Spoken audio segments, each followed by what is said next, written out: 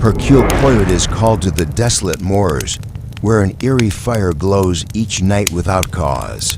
As whispers of curses spread, Poirot follows the shifting light and uncovers a deadly secret hidden in the mist. Chapter 1. The Inciting Incident. A glowing darkness. It was a night unlike any other in the quiet, mist-shrouded village of Ashford Hollow. The air, thick with the smell of damp earth and wild heather, swirled through the moors, carrying with it an uncanny sense of foreboding. The small, sleepy hamlet nestled against the edge of the vast, mysterious moorlands had always been a place of tranquility, where the most exciting event was the occasional harvest festival or Sunday market. However, that night, something darker stirred in the shadows. The manor house of Lord Alistair Greystone, an imposing structure that loomed over the village like a sentinel, was host to an exclusive gathering, a high society event in celebration of the autumn harvest. The guests, draped in their finest, danced and chatted in the grand ballroom, unaware that an untold drama was unfolding just beyond the estate's gates. It began with a flicker, subtle at first, then growing into a brilliant, eerie glow that illuminated the sky above the moors. At first, some thought it was a trick of the mind, a mere reflection of the torches and lanterns surrounding the manor. But as the glow intensified, it became clear that something unnatural was happening. An ominous orange hue stretched across the landscape, casting long, spectral shadows over the rugged terrain. And then it happened. A scream echoed through the night, sharp and piercing. It came from the direction of the moor. In an instant, the dance music faltered, and the chatter died down. Guests turned to each other in confusion and concern, eyes flicking nervously toward the windows where the distant glow seemed to pulsate with an unsettling rhythm. What was that? Lady Henrietta Forsyth, one of the wealthiest and most influential women in the room, asked, her voice trembling as she clutched her husband's arm. Lord Forsyth, his face pale, looked out into the distance. I don't know, my dear, but it seems unnatural. A second, sharper scream followed, sending a ripple of panic through the guests. This was no mere celebration gone awry. Something terrible was unfolding. Lord Greystone, a tall, regal man with a steely countenance, ordered the guests to remain inside, their curiosity piqued by the strange events. But as the minutes stretched into an agonizing silence, his own sense of unease began to grow. He excused himself from the gathering and, accompanied by a few of the braver souls among his staff, ventured out toward the glowing horizon. It wasn't long before they reached the edge of the moor, where the glow was at its most intense. They found the source of the light, a strange, pulsing fire burning on the moor's surface, its orange flames casting shadows like eerie specters. But there was something wrong about it, something that did not belong in this world. Lying just beyond the fire, the body of a man lay crumpled on the ground, his face frozen in a grimace of terror. He was dressed in a fine, albeit worn, hunting coat, the cuffs stained with dark, red smudges. His hands were clenched in fists, as if in the midst of a struggle, and the soil around him was disturbed, as if he had fought to the very end. The scene was chaotic and natural. The body, the fire, the glow, it all seemed like some dark, feverish vision, too surreal to believe. But the reality of the situation struck with undeniable force as the group moved closer. The victim was none other than Sir Edgar Cartwright, a well-known and wealthy industrialist from London. He had been an invited guest at the manor that evening, part of the high society entourage Lord Greystone had carefully curated. His sudden, violent death was unfathomable. By the time the authorities arrived, the eerie glow had faded, leaving behind a scene of confusion and dread. No one could explain the phenomenon that had accompanied the murder, nor could they account for the strange, nearly imperceptible traces of something almost ancient that seemed to linger in the air. Back at the manor, the guests remained locked within their rooms, whispering about the glowing fire on the moor and Sir Edgar's brutal death. Rumors began to swirl. Some suggested an animal attack, others whispered of an ancient curse that haunted the moors. But there was one man in the room who could bring clarity to the madness that had befallen Ashford Hollow. Hercule Poirot, the famed detective, had been invited to the gathering only hours before the tragedy unfolded. His invitation had come through the courtesy of his old friend, Lord Forsyth, who had insisted on his presence, claiming that Poirot's sharp mind could lend an air of sophistication to the evening. Yet Poirot, ever perceptive, had arrived not for the celebration, but for something far more pressing. His acute senses, honed through years of solving the most complex and baffling of mysteries, had already caught wind of the impending disaster. There had been whispers about Lord Greystone's strange collection of artifacts. Some claimed they were of ancient origin. Others insisted they were simply valuable trinkets. Now, it seemed that the strange happenings on the moors, the murder, and the ominous glow were all connected to something far more sinister than anyone could comprehend. As Poirot sat in his room, studying the details of the case and sipping his cup of tea, a knock came at his door. "Monsieur Poirot," said the voice on the other side, "you are needed. They have found the body." Poirot's lips curled into a small, knowing smile. He stood slowly, straightening his jacket, before speaking in his trademark accented French. "It is as I thought," he murmured to himself. "This will not be the work of a common criminal." With the calm assurance of a man who had solved the most complex cases in the world, Poirot stepped toward the door. "I am ready." The game was afoot, and Hercule Poirot was about to unravel a mystery unlike any other. The stage was set. The suspects were waiting, and the glowing moors had already claimed one victim. But the true danger had yet to reveal itself, and only Poirot's little gray cells could uncover the dark secret that lay hidden beneath the surface. Chapter 2. The First Clust. Moor was cold beneath the boots of the small contingent that had gathered by the body of Sir Edgar Cartwright. The eerie glow had long since disappeared, leaving behind an unsettling stillness that seemed to echo in the bones of those who dared approach the scene. Poirot, stepping out into the crisp night air, surveyed the scene with his usual meticulous attention to detail, his sharp eyes flicking over the body of the victim, the surrounding ground, and the ever-present tension that clung to the atmosphere. "Mon Dieu," he muttered to himself. "What a curious spectacle." Lord Greystone, his face ashen, stood a few paces away, his hands trembling as they clasped the lapels of his greatcoat. He had been among the first to discover Sir Edgar's body, and now he looked upon it with a sense of dread that seemed almost beyond his control. He glanced at Poirot, desperate for answers. "What do you make of it, Poirot?" Greystone asked, his voice thick with tension. "The fire, the glow, the body, it's unnatural. Tell me, what do you see?" Poirot did not answer immediately. He had bent down to inspect the body, careful not to disturb the scene more than necessary. Sir Edgar's face, pale and contorted in fear, held no sign of life. Yet something about his posture spoke of a struggle, something more than just a simple murder. His body was unnaturally stiff, as though he had been caught in some violent moment of shock and terror. Poirot's eyes narrowed as he noticed the stains on Sir Edgar's hunting coat, dark, reddish smudges, some of which were splashed across the sleeves and cuffs. "Blood." Poirot murmured softly, "but it is not as one would expect. The coat. It was not only the body of Sir Edgar that was attacked." He struggled, and yet he trailed off, turning his attention to the ground.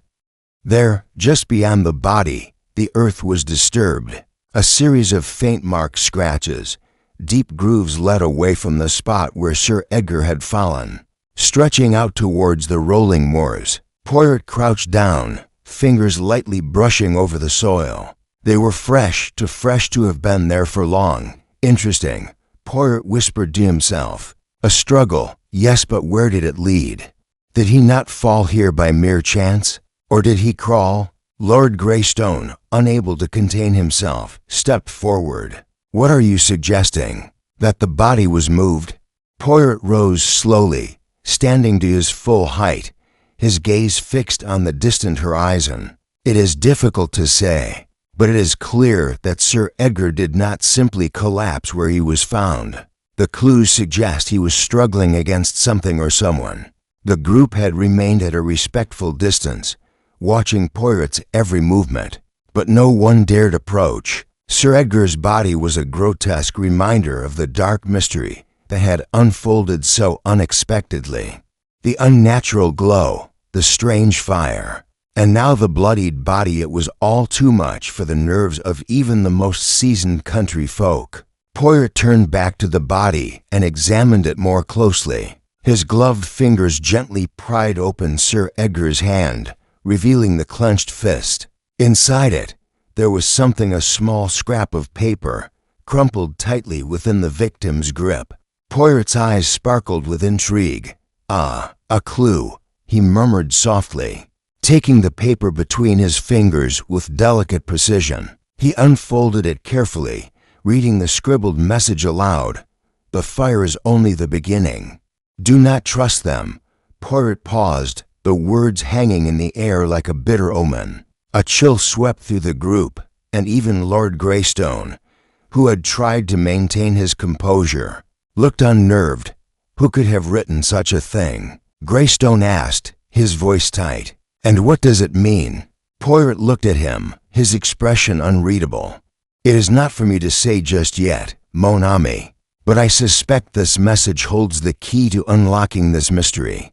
Poirot tucked the paper carefully into his coat pocket and began to scan the surrounding area with his sharp, analytical gaze. His mind was already piecing together the fragments: blood on the coat, the strange symbols in the dirt, the cryptic message. But there was more to be found here. A few paces away from the body, a small trail of footprints appeared in the wet earth, leading to the base of a large, jagged rock formation that loomed at the edge of the moor. The footprints were light, as though made by someone who was trying to avoid detection. Poirot approached them cautiously. "This way," he said, his voice soft yet full of intent. "The trail does not end here." He turned to the group and addressed them in a calm, measured tone.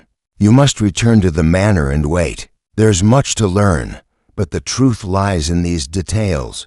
Poirot's eyes flicked to the others, his gaze briefly meeting that of Lord Greystone. "I shall return shortly. I have a few matters to attend to." As the guests returned to the warmth and safety of the manor, their minds filled with anxious whispers, Poirot remained on the moors, his focus unbroken. There was something in the air tonight, something far older and darker than anyone realized. And it was that very thing that had taken the life of Sir Edgar Cartwright. Poirot knew one thing for certain. The answer was not in the obvious clues, but in the details, the things that had been overlooked by everyone else. With a final glance at the distant rock formation, Poirot began his quiet investigation into the depths of the moor's dark secret. The puzzle was unfolding, piece by piece, but the greater danger was yet to reveal itself. Chapter 3. The gathering of suspects. The manor house of Lord Greystone loomed in the distance, casting long shadows as the guests trickled back inside. The warmth of the grand ballroom was a stark contrast to the chill that still lingered in the moors. A sense of unease had gripped everyone, but Poirot remained calm. He knew that each of the assembled guests carried with them secrets, motives, and perhaps even lies. Inside, the atmosphere had shifted. What had been an elegant gathering of high society was now a tense and nervous congregation. The servants moved with swift, hushed steps, their faces set with worry. The fine, crystal chandeliers overhead sparkled with a cold light, as if casting a faint warning over the proceedings. The guests had all returned to the drawing room, each one reluctant to be the first to speak. Poirot, however, was quick to assert control over the room. his sharp eyes sweeping over the faces of the suspects as he entered. It was evident from the way they shifted in their seats that they were not used to such an interrogation. But Poirot was not concerned with their discomfort. He was interested in what they might say. When they thought no one was listening, "Ladies and gentlemen," Poirot's voice rang out, smooth yet carrying an undeniable weight. "I must ask you to remain here for a time, so that I may understand more of what has transpired this evening. There are matters that must be attended to." His words hung in the air, cutting through the uneasy silence. Lord Greystone stood nearby, his hands clasped behind his back, watching Poirot with a mixture of apprehension and frustration. Despite his earlier insistence on maintaining control, it was clear that the Lord was now out of his depth. "I trust you understand, Monsieur Poirot," Greystone said stiffly. "But what of my guests? They are not accustomed to such an inquiry." Poirot nodded, his gaze shifting to Greystone. "Ah, but it is exactly for your guests that I must ask questions. It is within this circle that the truth lies. The death of Sir Edgar Cartwright cannot be explained by simple chance. There are connections here, threads that bind all of you, whether you wish to admit it or not." Greystone's jaw tightened. "You believe one of my guests could be responsible for this crime?" Poirot did not answer immediately, his eyes scanning the group of people gathered in the room. There were many faces, all subtly betraying something, some flicker of emotion, some shadow of doubt. Each one had their own history, their own dealings, and their own reasons for being present at that party. But which of them held the key to Sir Edgar's death? His gaze rested on Lady Henrietta Forsyth, the well-known widow, whose face was drawn with worry. She had been among the first to speak when the scream had echoed through the night. Henrietta was the type to never be caught off guard, always poised, always in control. Yet now there was an unmistakable tension in her posture. She glanced away when Poirot's eyes met hers, a subtle gesture, but telling.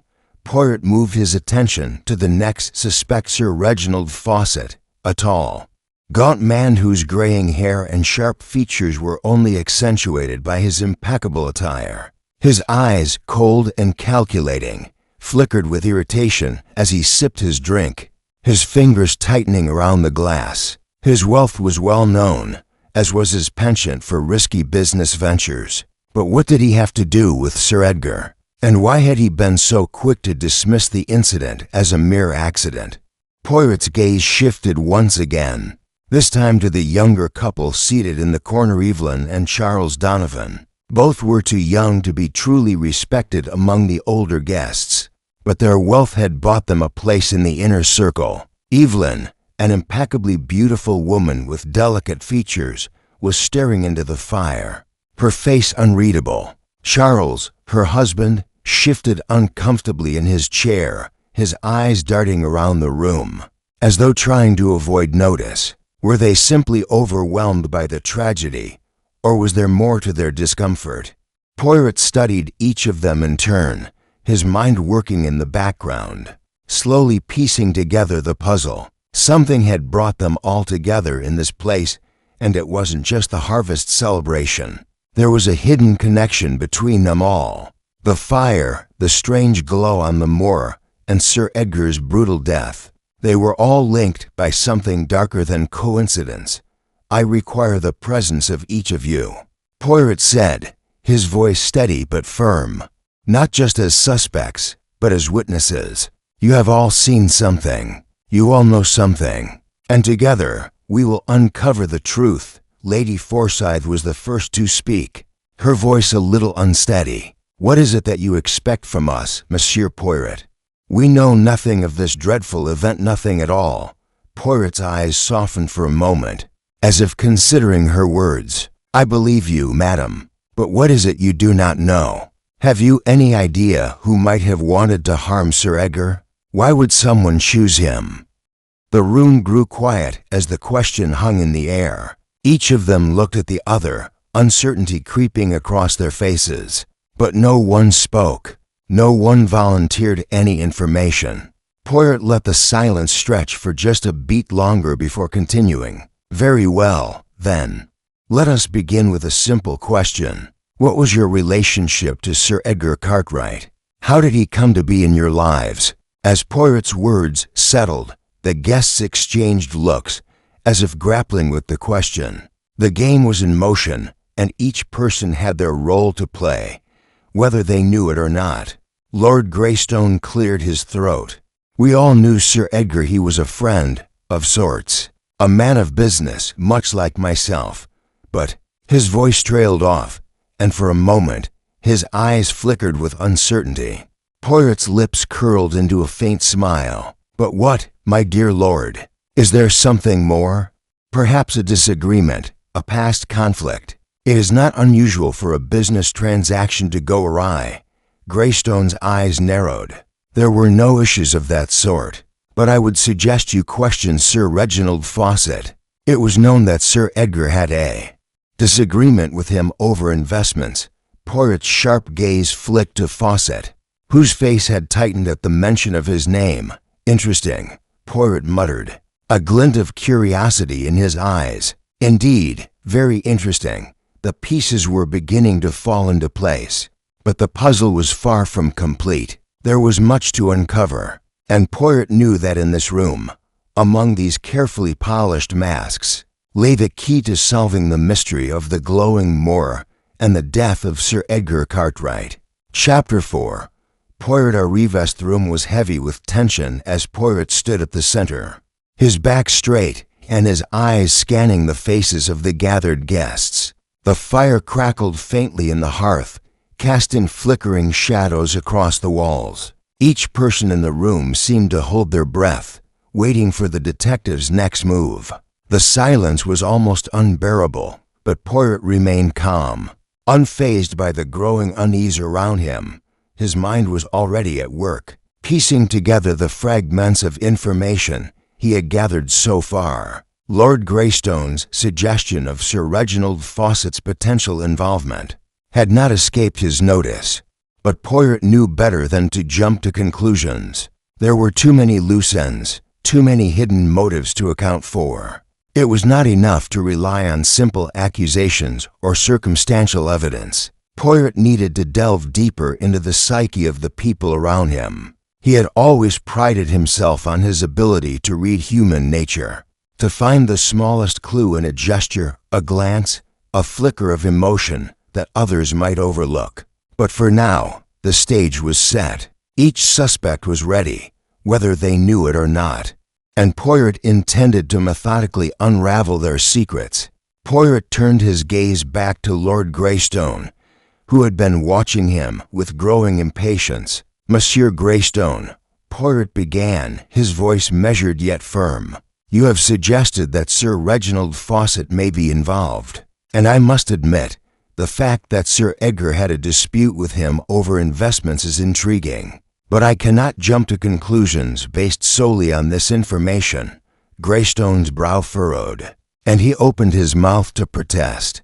But Poirot raised a hand to silence him. Patience, my friend, Poirot said calmly. We must be thorough in our examination. We must question each of you, one by one, to uncover the truth. And only then can we begin to understand the connection between Sir Edgar and the tragic events that have unfolded.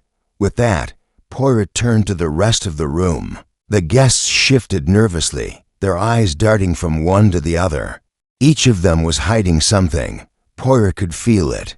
But what? And more importantly, why? Lady Forsyth, Poirot continued, his gaze lingering on the elegant widow who had been so quick to speak earlier. You were the first to react when the scream was heard. But I must ask you, what did you hear exactly?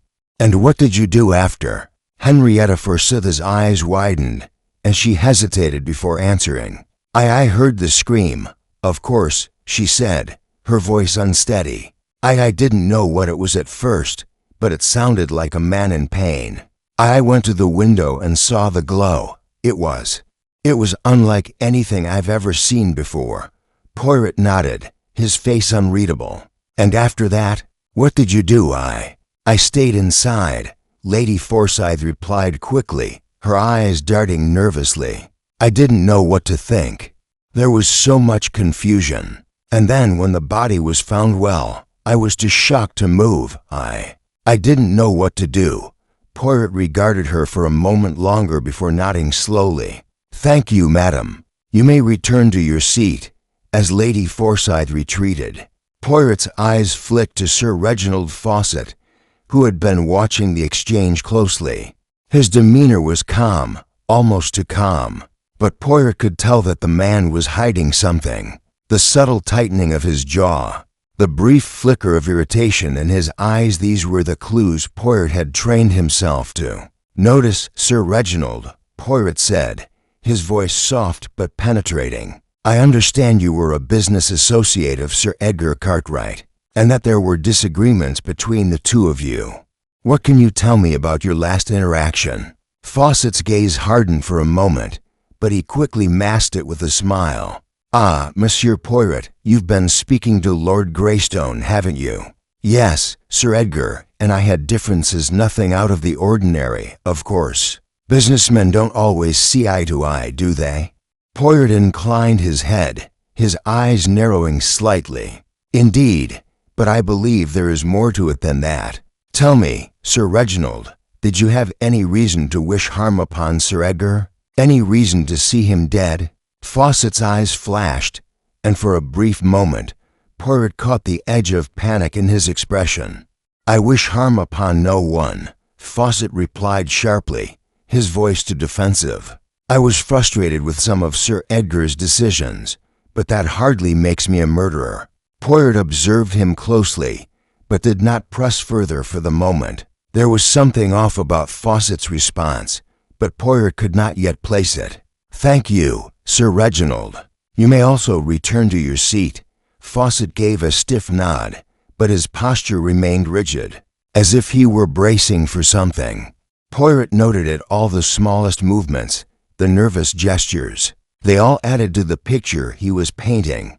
Poirot turned his gaze back to the others in the room, Evelyn and Charles Donovan, who had remained silent until now, shifted uncomfortably under his scrutiny. Poirot could feel their anxiety radiating from across the room, and he knew instinctively that they, too, were hiding something. Madame Donovan. Monsieur Donovan, Poirot began, addressing the young couple.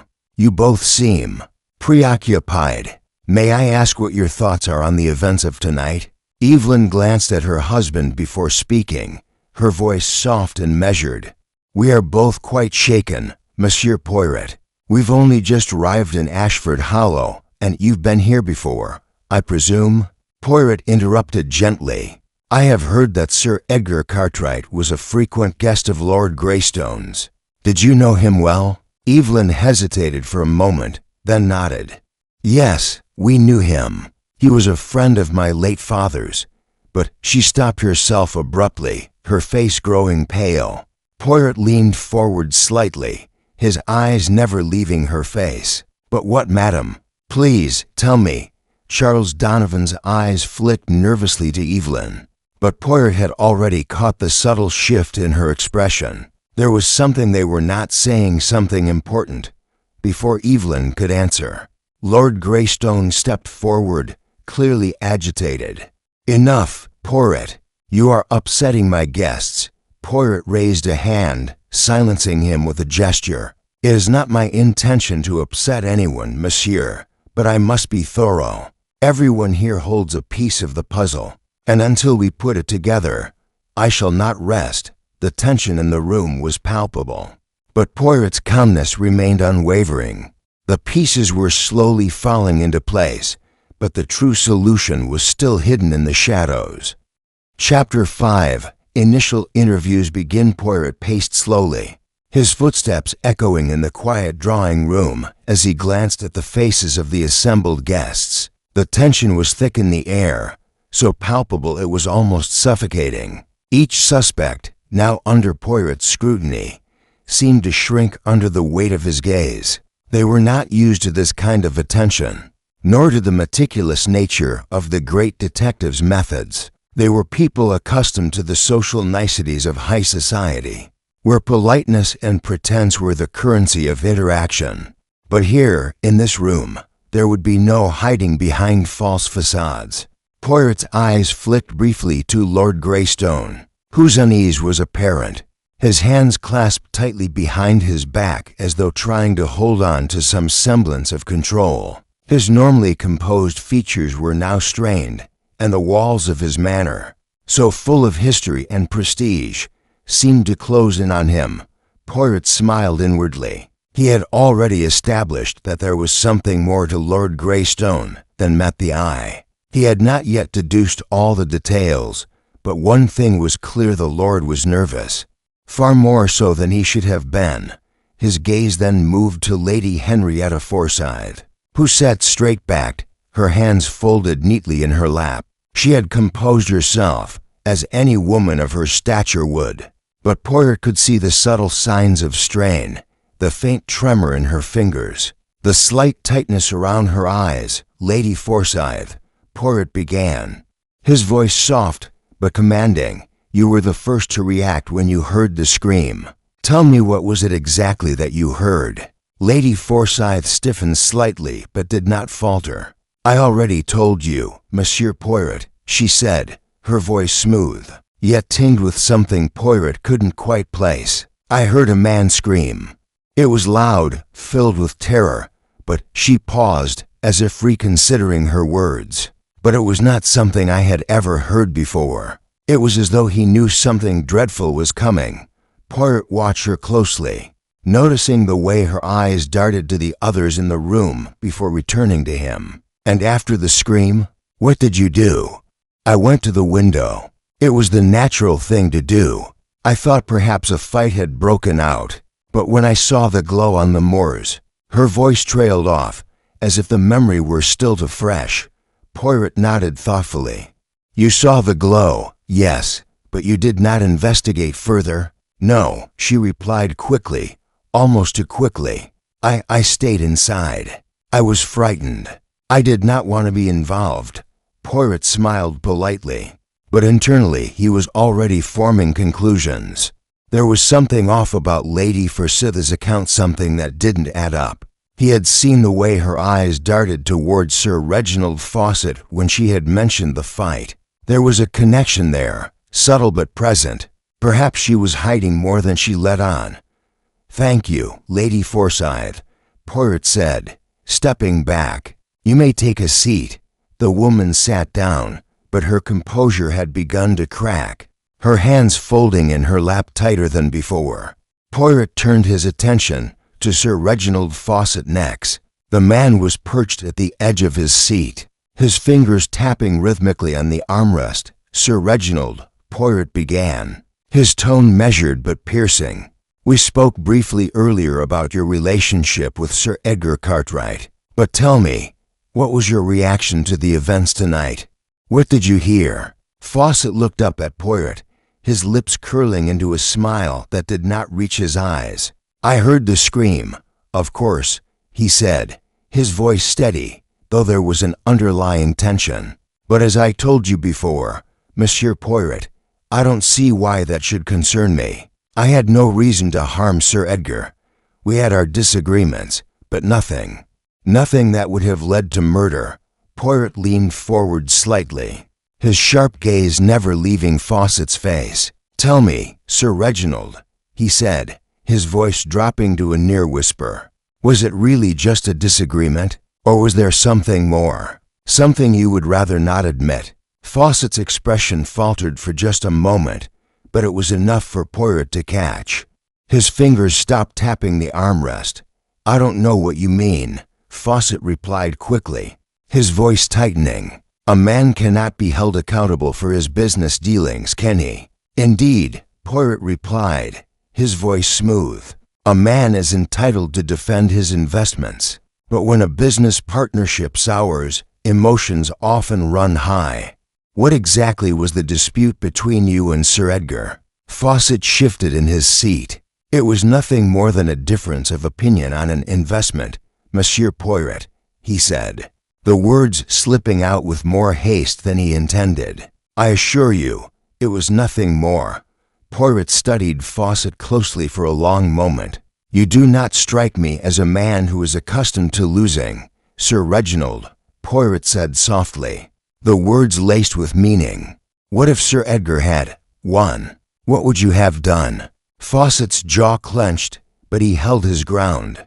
"I would have accepted it, of course. Like any businessman." Poirot took a step back, nodding thoughtfully. "Thank you, Sir Reginald. You may take a seat." As Fawcett sat back, the nervous energy in the room seemed to shift again. Poirot's eyes then moved to Evelyn Donovan, who had been sitting quietly, her gaze fixed on the floor. Her unease was palpable, her fidgeting fingers and the subtle shifting of her weight from side to side told Poirot everything he needed to know. "Madame Donovan," Poirot said, his voice soft but penetrating, "you've been very quiet this evening. Tell me, what is it that you know?" Evelyn started at the sound of her name, her eyes flicking to Poirot's with a mixture of surprise and fear. "I don't know anything," she stammered, her voice shaking. "I just don't understand why Sir Edgar had to die. He was so full of life, so full of plans, and yet," Poirot continued, "you have been very quiet about your connection to him. Perhaps you knew more about him than you are letting on." Evelyn looked up sharply, her face paling. "I don't understand what you mean." Poirot's eyes softened, but his tone remained firm. "It is not for you to understand, madam. It is for you to answer. You may take a seat now." Evelyn nodded quickly, her face flushed with embarrassment. Poirot knew she was hiding something, but what? She was just as much a part of the puzzle as the others. But the pieces of her role were still elusive. As the last of the guests fell into uneasy silence, Poirot paused. His mind was turning, the pieces coming together slowly, but surely. The truth was out there, hidden in plain sight, but it was up to Poirot to decipher the code. Chapter 6. First false lead. Night stretched on with an unsettling stillness.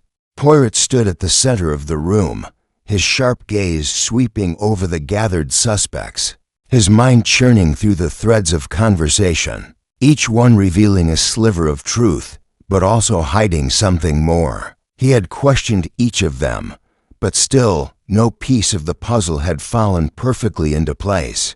The tension in the room was tangible. Each person was hiding something, and Poirot knew that only careful prodding would reveal the truth.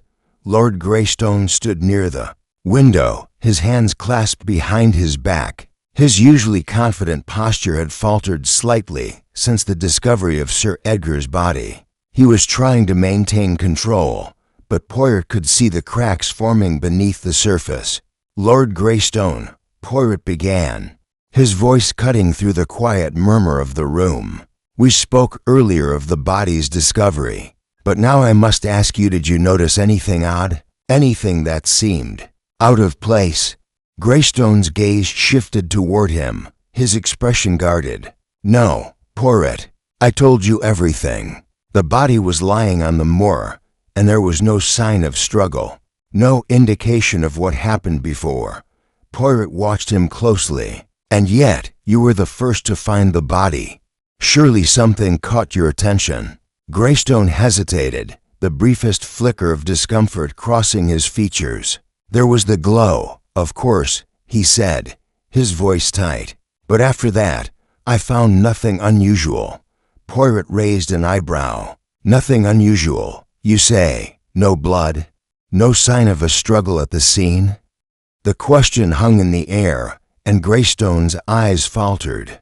He cleared his throat. "No blood," he replied, his voice more forceful than before. "The glow was disorienting, but nothing else."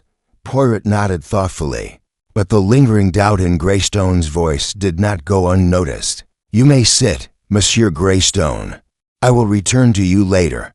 Next, Poirot turned his attention to Lady Forsyth, who had been seated in silence, her hands nervously folded in her lap. She had remained relatively calm during the questioning, but Poirot knew that beneath her composed exterior lay a storm of emotions. "Lady Forsyth," Poirot said gently, "you were the first to hear the scream." Can you tell me more about what you heard? Anything that stood out?" She shifted uncomfortably, glancing toward the others in the room before responding. "I heard a man scream, filled with terror. I went to the window, and when I saw the glow on the moor, I didn't know what to think. I stayed inside after that. I couldn't do anything." Poirot studied her closely. "And yet, you did not go to investigate. You stayed inside."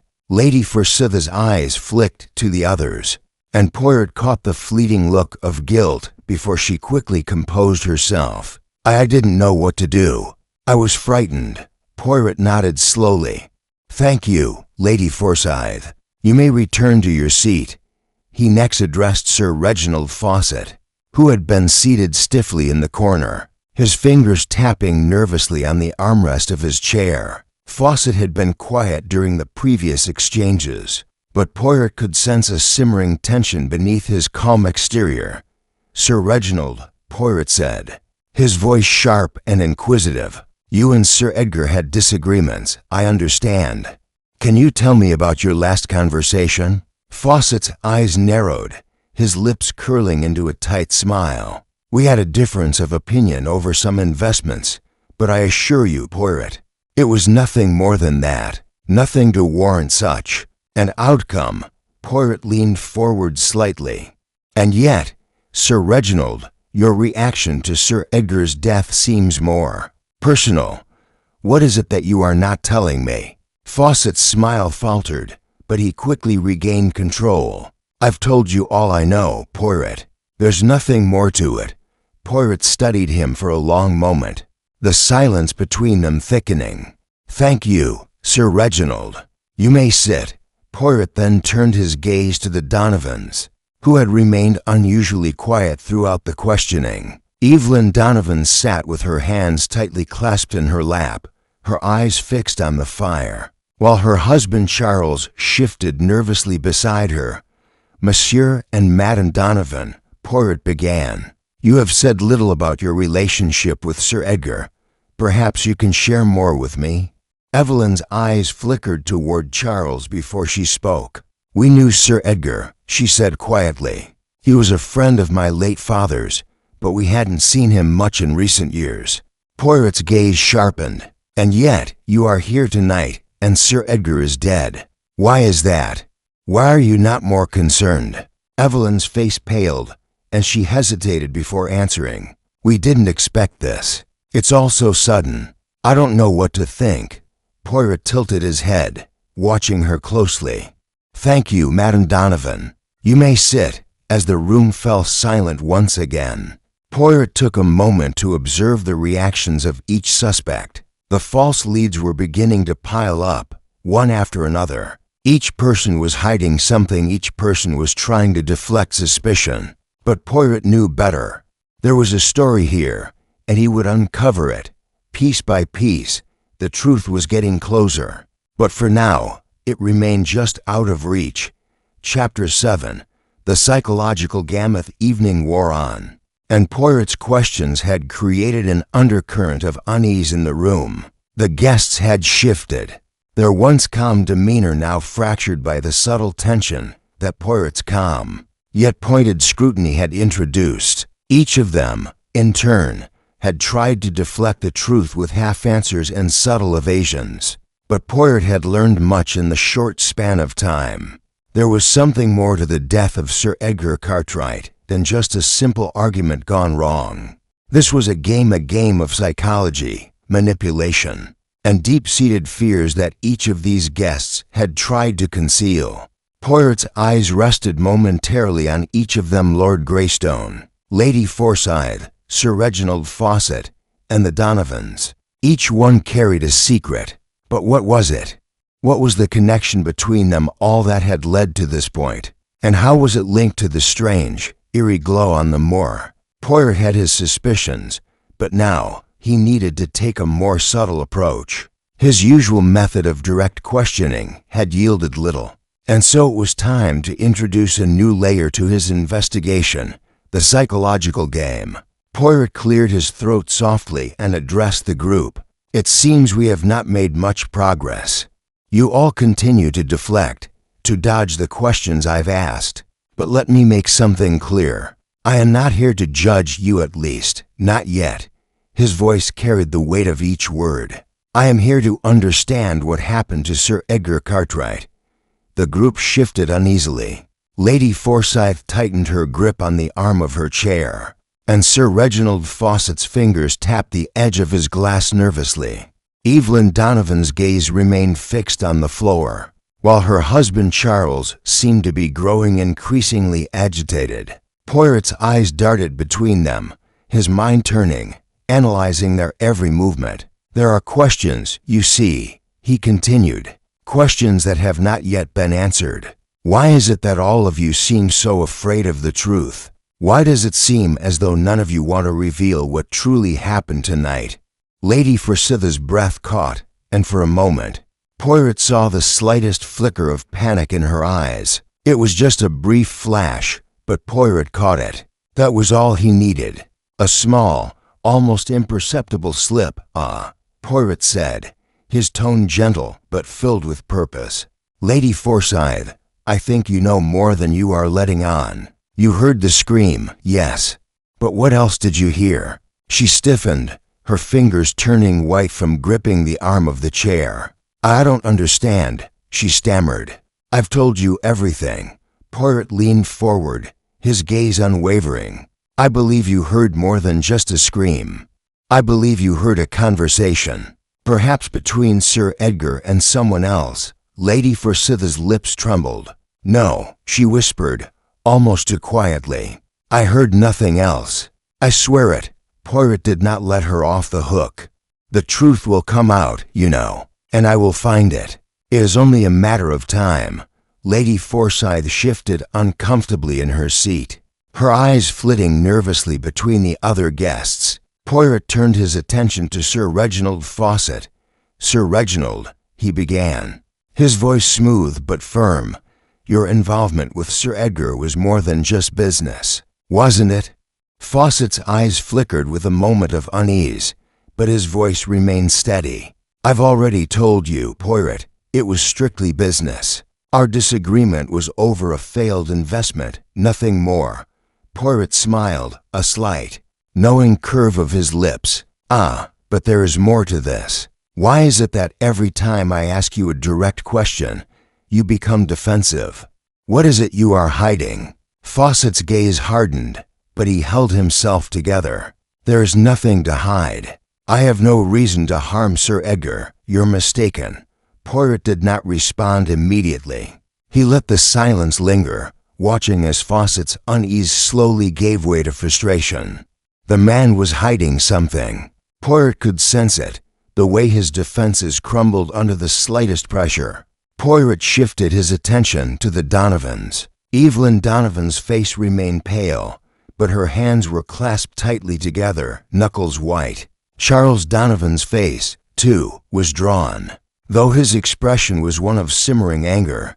Monsieur and Madame Donovan, Poirot said, his voice soft yet piercing, I have noticed that neither of you have been forthcoming. What is it you are hiding? What do you know about Sir Edgar that you have not told me? Evelyn flinched, her eyes darting to her husband, but Charles Donovan was quicker to respond. We've already told you everything. He snapped. We didn't know Sir Edgar any more than we said. This is absurd. Poirot did not flinch at the outburst. The truth is rarely so simple, Monsieur Donovan. You and your wife know more than you are admitting. Evelyn opened her mouth to speak, but the words faltered. She looked at Charles again, her lips trembling. Poirot had struck a nerve. Do you think that I do not notice the small things? Poirot asked, his voice sharp. The hesitation in your eyes, the way you avoid answering directly. It is all part of the puzzle, you see. And I will solve it. Evelyn's face paled further, but she remained silent. Charles Donovan, however, was clearly on the edge of losing his composure. Enough. This is a waste of time. Poirot turned to him slowly, his eyes narrowing. I disagree, Monsieur Donovan. This is just the beginning. I shall uncover the truth, and you will help me. The room fell silent. the weight of Poirot's words hanging in the air. The psychological game had begun, and he could see the cracks beginning to appear in their stories. Each of them was hiding something, but each of them was also starting to slip. Poirot knew it was only a matter of time before everything unraveled. Chapter 8. A secondary mystery. Night had begun to feel endless.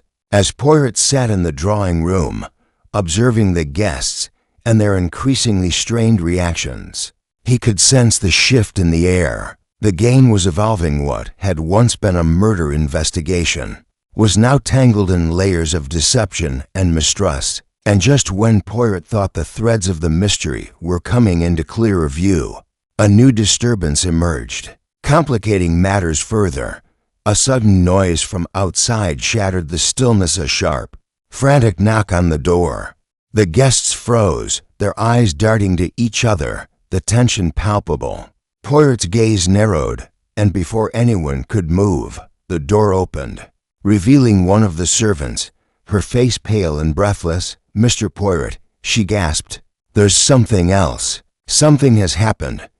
The room fell silent as Poirot rose to his feet, his mind already racing through possibilities. "What is it, mademoiselle?" he asked, his voice calm but commanding. "There's been another incident," the servant explained, her voice trembling. "The library door has been broken open. A letter, Sir Edgar's letter, is missing, and we found something else." Poirot's eyes sharpened. "Something else," he repeated, urging her to continue. The servant nodded, swallowing hard. "There's been an attempt at poisoning one of the glasses. The one from the silver tray on the dining table was half empty. It smells strange, acrid, like something mixed in it. I don't know what it is, but it looks like someone was trying to kill someone else." Poirot turned to the group of guests, all of them now visibly rattled. Lady Forsyth was clutching her shawl tightly, her face pale, while Sir Reginald Fawcett's hand had begun to twitch at his side. Even Evelyn and Charles Donovan exchanged uneasy glances, their earlier composure dissolving. "This is most curious," Poirot said softly, his mind racing through the implications of the new discovery. "A second crime, in the same night, and yet it remains hidden from the others. Who is the intended victim? And who among you is hiding this dangerous secret?"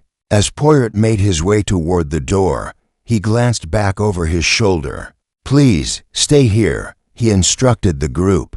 "I will investigate this new turn in the case. Do not move. It is imperative that I speak to no one else until I return."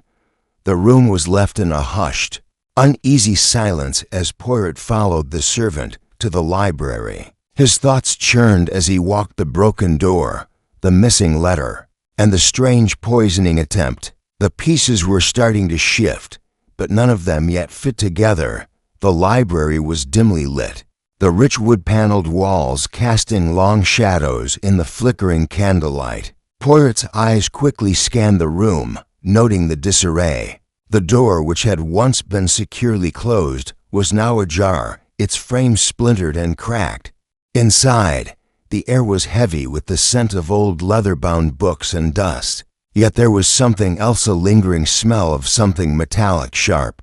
Poirot stepped cautiously into the room, his shoes making barely a sound on the thick carpet. He immediately noticed the silver tray, its delicate handle still gleaming under the soft light. The glass in question, half empty, was still there, placed deliberately near the tray. Poirot leaned forward, his sharp eyes catching the glint of something strange in the liquid. A foreign substance, something that didn't belong. "Ah," Poirot murmured, "this confirms my suspicion. Someone was trying to poison Sir Edgar, or someone else. But who?" He examined the letter on the desk next. It had been hastily opened, the edges torn with the careless urgency of someone in a hurry. Poirot's hands moved swiftly as he retrieved the crumpled paper from the waste bin beside the desk. Unfolding it with deliberate care, his eyes scanned the contents. The letter was short, its message cryptic and incomplete, as though the writer had been interrupted before finishing. "To my dearest Reginald, I regret to inform you. Poirot's brow furrowed. The letter was addressed to Sir Reginald Fawcett. A warning, or perhaps a confession, left unfinished. He folded the paper carefully and tucked it into his coat pocket, making a mental note to speak with Fawcett once again. The servant who had led him into the room stood nervously by the door, her eyes wide with fear. What should we do now, Monsieur Poirot? Poirot took a deep breath, collecting his thoughts. We must first inform the others that there is a second crime to consider. However, I must ask that you do not tell them everything. It would not reveal too much, too soon. As Poirot turned to leave, he paused and glanced back at the broken door. This is no longer just a murder investigation, he murmured to himself. We are dealing with something far more dangerous. Poirot returned to the drawing room, where the guests remained exactly as he had left them, fidgeting, uneasy, and now clearly even more on edge. His sudden return caught their attention, and they all turned toward him expectantly. The situation has grown more complicated, Poirot began, his voice steady but laced with a growing intensity. Another crime has occurred in this house, an attempt at poisoning. The glass on the dining table was tampered with. It is fortunate that no one has suffered, but this brings us to a most crucial point. The guests exchanged quick glances, their faces now pale with a combination of fear and confusion. Poirot's eyes swept over them, lingering for a moment longer on Sir Reginald Fawcett, whose posture had stiffened at the mention of poisoning. This is not a simple matter of revenge or passion, Poirot said, his voice cutting through the room like a blade. This is a game, one in which all of you are players, and the rules are yet to be revealed. Chapter 9. Hidden Connections. The atmosphere in the drawing room had shifted significantly. After Poirot's revelation, the once pristine composure of the guests had dissolved, replaced by a heavy, almost suffocating tension. They shifted uncomfortably in their seats, exchanging furtive glances. The specter of the second crime, the attempted poisoning, hung in the air like an invisible weight. Poirot, however, stood unaffected, his posture perfect, his hands behind his back as he surveyed the room. His sharp eyes never left the faces of the guests, each of whom now appeared to be under his intense scrutiny. None of them moved, none of them dared speak. The silence stretched on, almost unbearable, before Poirot broke it with his calm, deliberate voice. Madam, Monsieur, he began, addressing the room with quiet authority. It seems the matter of Sir Edgar's death is more complicated than initially believed. This is no random act of violence. We are dealing with a well-planned scheme, and each of you is connected to it in ways that may not yet be fully apparent. There was a subtle ripple of unease among the group, but Poirot's eyes were focused sharply on Lord Greystone. The Lord had been quiet since the news of the poisoning, but his discomfort was becoming increasingly evident. His eyes darted to the others, his fingers twitching at his side, as though trying to hide some secret just out of reach. Poirot moved toward him, his steps slow, deliberate. Monsieur Greystone, Poirot continued, his voice still calm but with a note of emphasis. You have not been forthcoming. Why is that? There are many things you have yet to reveal about your relationship with Sir Edgar and the others in this room. Greystone's expression tightened, but he said nothing. Poirot took a step closer. You knew Sir Edgar well, I am told, and yet your words suggest otherwise. Why is that? What have you been hiding, Lord Greystone? Greystone's jaw clenched, his eyes hardening. I've told you everything, he replied, his voice strained. There's nothing else to say. Poirot observed him for a moment longer before turning his gaze away. You speak of nothing else, but I do not believe that is true, monsieur. I have seen enough to know that there are links here, connections between you and Sir Edgar, that have yet to be made clear. The tension in the room grew thicker with each word. Poirot was no longer speaking to Lord Greystone alone. He was speaking to everyone, laying bare his growing suspicion. The Lord had something to hide, and Poirot would not rest until he uncovered the truth. Poirot's eyes moved next to Lady Forsyth, whose posture had become stiff once again. She seemed unnervingly composed, but Poirot knew better. He could see the slight quiver in her hands, the tightness in her jaw. He had not missed the brief flicker of panic that crossed her face earlier. "Lady Forsyth," Poirot said, his voice gentle but commanding, "you spoke earlier of Sir Edgar's scream, of the glow on the moor, but there is more to the story than just that, is there not? What did you not tell me?" She stiffened visibly, her eyes locking with his for a split second before she looked away. "I've told you everything," she repeated, her voice barely above a whisper. Poirot took another step closer. "And yet you have not told me of your connection to Sir Edgar beyond your brief mention of his visit. How well did you truly know him, Lady Forsyth?" The room fell silent again, the guests holding their collective breath as Lady Forsyth's gaze flickered. With the slightest trace of guilt, her composure had cracked just enough for Poirot to notice. She was hiding something, and he was closing in on it. Before she could respond, Poirot turned his attention to Sir Reginald Fawcett, who had been unusually quiet since the mention of the poison. His lips were tight, his fingers gripping the edge of his chair. Fawcett, like the others, was trying to hide something. But Poirot had learned that the more they tried to conceal their secrets, the clearer their guilt became. "Sir Reginald," Poirot said, his voice calm but firm, "we've spoken before of your disagreements with Sir Edgar, but there is more to it than just business, is there not? What is the connection between you and the others in this room? What binds you all together?" Fawcett's eyes widened, and for a fleeting moment, his discomfort showed. He quickly regained his composure, but Poirot had already seen enough.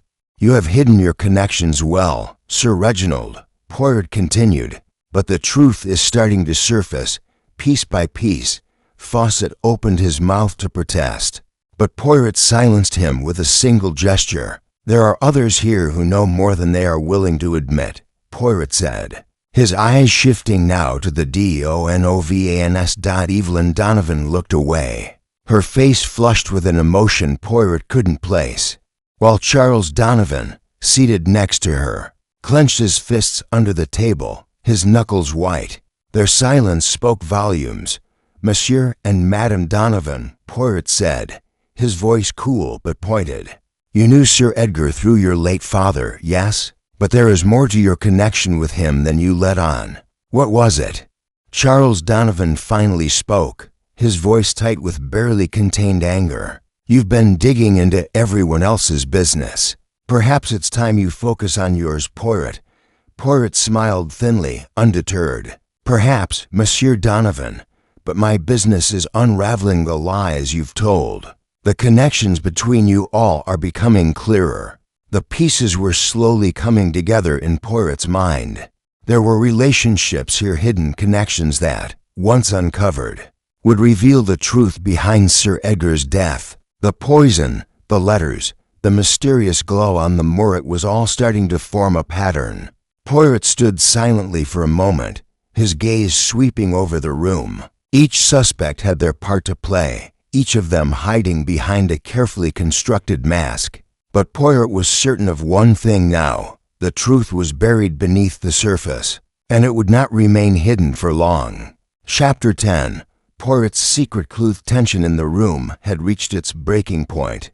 The subtle revelations that Poirot had carefully cultivated were now pushing the guests to their limits. They shifted uncomfortably in their seats, each of them suspecting the other, each one uncertain whether Poirot's words were a trap or an invitation to reveal the truth. But Poirot remained calm, his posture straight, his gaze sharp and unyielding. He had been watching them carefully, piecing together fragments of conversations, glances, and subtle shifts in behavior. There was a pattern forming, but it was not yet complete. Poirot's mind worked relentlessly, sifting through the small details. He had observed details that the others had missed. Every word, every gesture, every seemingly trivial action was important. And Poirot knew that the key to solving the mystery lay hidden in one small, overlooked detail. Poirot's thoughts drifted back to the second crime, the attempted poisoning. The glass on the dining table, half empty and carefully placed, had caught his attention. The peculiar scent it emitted, the acrid, metallic odor, had been the first clue that something was amiss. But it wasn't just the poison that intrigued Poirot. It was the pattern of the crime. The broken door, the missing letter, the tampered glass. It was too deliberate, too methodical to be an isolated incident. Poirot had found the letter addressed to Sir Reginald Fawcett, half open and discarded. The cryptic message had been written in haste, as though the writer had been interrupted mid-sentence. The incomplete words, the unspoken threat. It was as though Sir Edgar had known something important, and had been trying to warn someone. Poirot glanced at Lord Greystone, who was still standing near the fireplace, his gaze distant, his posture stiff. There was something about the way Greystone had reacted to the mention of Sir Edgar's name earlier. It wasn't just guilt, it was fear. Poirot could sense it, the unease that the Lord could not quite hide. And then there was the strange glow on the moors. Sir Edgar's death and the eerie light that had preceded it were linked in some way. But how? Poirot had one crucial clue now, a detail he had noticed earlier, but had not yet shared with the others. As he had been questioning the guests, he had caught a fleeting look in Evelyn Donovan's eyes when Sir Reginald's name had been mentioned. The briefest flash of recognition, a subtle shift in her expression, had told Poirot all he needed to know. There was a connection between her and Sir Reginald, one that she was trying desperately to hide. But why? Poirot needed more information. He needed to push them further, to create the conditions for the truth to slip out. He couldn't do it all at once. He would have to be patient, to lead them into a false sense of security before pulling the thread that would unravel the whole mystery. Poirot stood slowly, his hands clasped behind his back as he surveyed the room once again. The guests had become more reserved now, their eyes following his every movement, waiting for him to speak, to reveal what he knew. But Poirot did not speak immediately. Instead, he let the silence stretch on, building the pressure, watching as the tension mounted. It was Sir Reginald who finally broke the silence. "Monsieur Poirot," he said, his voice sharp, "you've questioned us at length. You've made your insinuations, but you haven't shown us any proof. What exactly are you trying to say?" Poirot smiled gently, his eyes narrowing. "Ah, but Sir Reginald, proof is not always what one needs to solve a case. Sometimes it is the smallest detail that makes the difference."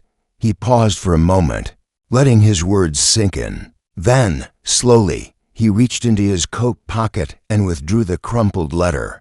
"This," Poirot said, holding the letter up for the others to see, "was addressed to you, Sir Reginald, and yet it was never delivered. It was torn, thrown aside. Why?" The room fell silent, every eye now on Sir Reginald, who had gone pale at the sight of the letter. His lips tightened into a thin line, but he remained silent, his gaze fixed on the paper in Poirot's hand. Poirot's voice was soft, almost gentle. "You were the last person Sir Edgar wrote to before his death. He was trying to tell you something, wasn't he? Something important, but it seems the message was cut short." Sir Reginald's fingers twitched at his side. His jaw clenched. "You're wrong," he said quietly, his voice steady but filled with barely concealed anger. "This is nothing. It means nothing." Poirot took a step closer, his gaze piercing. "Do not deceive yourself, Sir Reginald. You know better." Sir Edgar's last words were a warning, and you, perhaps, were the one he was warning. But why? The question hung in the air, unanswered, as Sir Reginald remained silent. Poirot's eyes shifted to Lady Forsyth, who was watching the exchange with barely concealed anxiety. She was clearly disturbed by the turn of events, but Poirot could see that she was still holding something back. Her discomfort was palpable, her hands twisting nervously in her lap. Poirot nodded slightly. acknowledging her unease. "Lady Forsyth," he said, his voice lowering, "I believe you know more than you have shared. You knew about Sir Reginald and Sir Edgar. You knew about their disagreements." Lady Forsyth flinched, her eyes darting toward Sir Reginald, but she said nothing. The silence between them spoke volumes, and Poirot knew he had struck a nerve. The small details were beginning to align. A letter, a warning, a hidden connection between Sir Reginald and Lady Forsyth. Each piece of the puzzle was slowly falling into place. Poirot allowed the silence to stretch just a little longer before speaking again. "The truth will come out, you know, and when it does, it will all make sense." Chapter 11. Tension's Risseth room was thick with a palpable tension, the air heavy with the weight of unspoken thoughts and hidden motives. Poirot stood at the center of it all, his eyes moving from face to face, silently observing the subtle shifts in posture, the nervous glances exchanged between the guests. Each of them was trying to maintain their composure, but Poirot knew better. He could see through their facades, could sense the cracks beginning to appear in their carefully constructed stories. Lady Forsyth, who had been so calm earlier, was now visibly uncomfortable. She kept glancing nervously at Sir Reginald Fawcett, whose stoic expression seemed to be hiding a growing unease. Evelyn Donovan, too, had begun to fidget in her seat, her fingers tightening round the fabric of her dress, and Charles Donovan, who had remained mostly silent, was now glaring at Poirot with barely concealed hostility. It was clear that they were all feeling the pressure, their nerves fraying under Poirot's watchful eye. Poirot knew it was time to push them further, to allow the tensions between them to rise, to let them unravel bit by bit. The truth was close now, closer than it had ever been, and Poirot could almost feel the pieces of the puzzle snapping into place. But before he could reveal anything more, he needed them to slip, to show their true selves. He took a slow step forward, his gaze narrowing as he surveyed the group. "Madam Forsyth," he began, his voice soft but filled with intent, "you have been rather quiet this evening. Yet you are the only one who has not revealed the full truth of your connection to Sir Edgar. Tell me, what is it you are not telling me?" Lady Forsyth's eyes flicked nervously towards Sir Reginald, but she quickly masked her unease. "I told you everything," she replied, her voice tight. "There's nothing more to say." Poirot tilted his head slightly, his eyes never leaving her. "I beg to differ, madam. You have not told me about the history you share with Sir Reginald. Your relationship with him is key to understanding what has happened here. You both know more than you are letting on."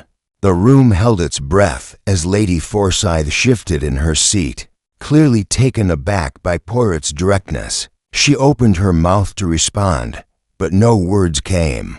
She was trapped in the web of her own silence, and Poirot could see the fear creeping into her eyes. "Do not worry, Lady Forsyth," Poirot said, his voice soft but filled with quiet power. "Your secrets are safe with me for now. But know this, the truth always finds a way to reveal itself." Lady Forsyth's hands twisted in her lap, but she said nothing more. Poirot turned his gaze to Sir Reginald Fawcett, whose expression had darkened in the wake of the confrontation. He could see the faint twitch of his jaw, the slight tightening of his fists. Fawcett's composure was cracking, and Poirot knew it was only a matter of time before the man broke. "Sir Reginald," Poirot said, his voice calm but sharp, "we have discussed your relationship with Sir Edgar before. But now I must ask you something more direct. What did you do on the night of the murder? Where were you when Sir Edgar was killed?" Fawcett's eyes flashed with a mix of anger and disbelief.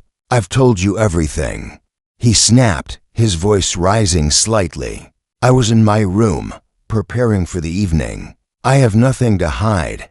Poirot stepped closer, his gaze unwavering. "And yet, Sir Reginald, your alibi is shaky at best. You were seen leaving your room earlier in the evening, and yet no one can confirm where you went. What were you doing, Sir Reginald? What is it that you do not want us to know?" Fawcett's face turned crimson, his breathing growing erratic. "You are wrong," he shouted, standing abruptly from his seat. "This is absurd. I had nothing to do with Sir Edgar's death." Poirot remained calm, his eyes fixed on Fawcett. "It is not absurd, Sir Reginald. The truth has a way of making itself known, and you will not escape it. What were you doing, alone, on the moors?" For a brief moment, Fawcett seemed on the verge of losing control. His fists clenched tightly by his sides. But then, as quickly as the outburst had come, he regained his composure, taking a deep breath and forcing a tight smile. "I have nothing more to say," Fawcett muttered, sitting back down, his face a mask of irritation. Poirot turned his attention to Evelyn and Charles Donovan, who had remained silent during the exchange. Evelyn's eyes were wide, her lips trembling slightly, while Charles had crossed his arms over his chest, his face a mask of defiance. The tension between the couple was evident, and Poirot could sense the underlying conflict. "Monsieur and Madame Donovan," Poirot said, his voice cool, "you have been quiet this entire time. But I must ask you both the same question. What do you know about Sir Edgar's death? What is your connection to him?" Evelyn flinched at the question, her face growing pale. "I don't know what you mean," she stammered, her voice barely a whisper. "We didn't know Sir Edgar well enough to." Poirot's eyes softened, but his words were firm. "Do not lie to me, Madame Donovan. You knew Sir Edgar better than you are willing to admit. What was your relationship with him?" Charles Donovan shifted in his seat, his face reddening. "This is ridiculous. We've told you everything we know." Poirot's gaze did not waver. "I don't believe you," he said simply, his voice low but filled with quiet conviction. "I believe you are hiding something important." Evelyn's eyes welled with tears as she met Poirot's gaze. "Please, we don't want any trouble," she whispered, her voice shaky. "We had nothing to do with this." Poirot remained silent for a moment, allowing the tension to build. Before speaking again, "The truth will come out, you know. It always does." The room fell into a heavy silence once more, the air thick with unsaid words and mounting suspicion.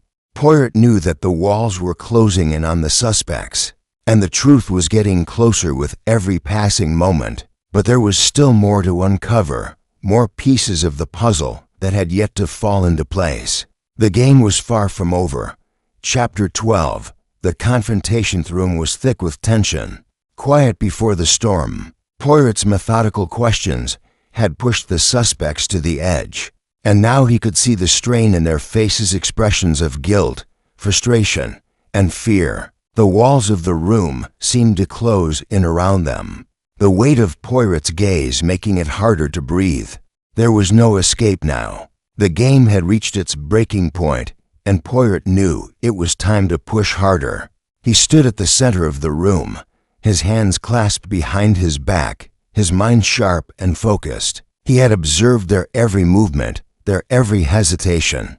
The pieces of the puzzle were almost in place, and it was only a matter of time before the final piece slid into place. But he needed to go further, to press them one last time before the truth was revealed. "Madame Forsyth," Poirot began, his voice smooth and unwavering, "you were the first to react when Sir Edgar was found dead. But I have noticed something else in your behavior, something that you have not yet shared with me." Lady Forsyth looked up at him, her face pale but composed. "I told you everything," she said, her voice tinged with anxiety. "I heard the scream, I saw the glow, and then I stayed inside.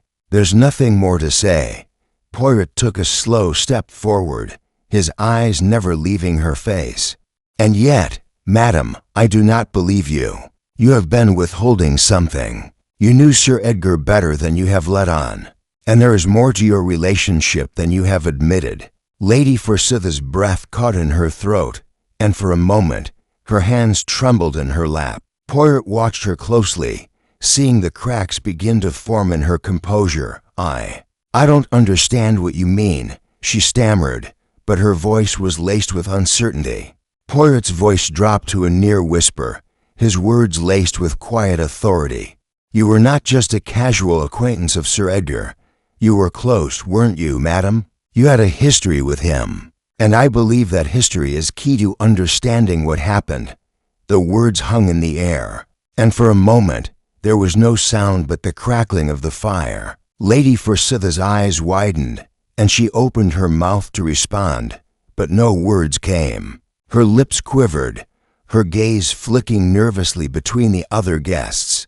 Before finally settling on Sir Reginald Fawcett, Poirot turned to Fawcett, his eyes narrowing. "Sir Reginald, you knew of Lady Forsyth's relationship with Sir Edgar, did you not? You must have. It explains so much, doesn't it?" Fawcett's expression hardened. He was on edge now, his earlier calm shattered by Poirot's probing questions. "I have no idea what you're talking about," he said, his voice rising slightly. "There was no relationship, just business, that's all. It's absurd to suggest otherwise." Poirot stepped closer to him, his gaze fixed on Fawcett with unyielding intensity. "You can deny it all you like, Sir Reginald, but the truth is in the details. Sir Edgar had an affair with Lady Forsyth, didn't he? You were angry about it, weren't you? That's why you wanted him gone." Fawcett's jaw clenched, his fists tightening at his sides. "That's not true," he spat, his voice shaking with barely contained fury. "I didn't want him dead." Poirot's eyes softened, but his voice remained sharp. "Perhaps not directly, Sir Reginald. But you did want him out of the picture, didn't you? And when you heard about Sir Edgar's plans to expose the affair, you saw an opportunity." The room seemed to grow colder as the weight of Poirot's words sank in. Lady Forsyth, now visibly shaken, looked at Fawcett with a mixture of guilt and fear. She opened her mouth to speak, but her voice faltered. I didn't want any of this," she whispered, her eyes brimming with tears.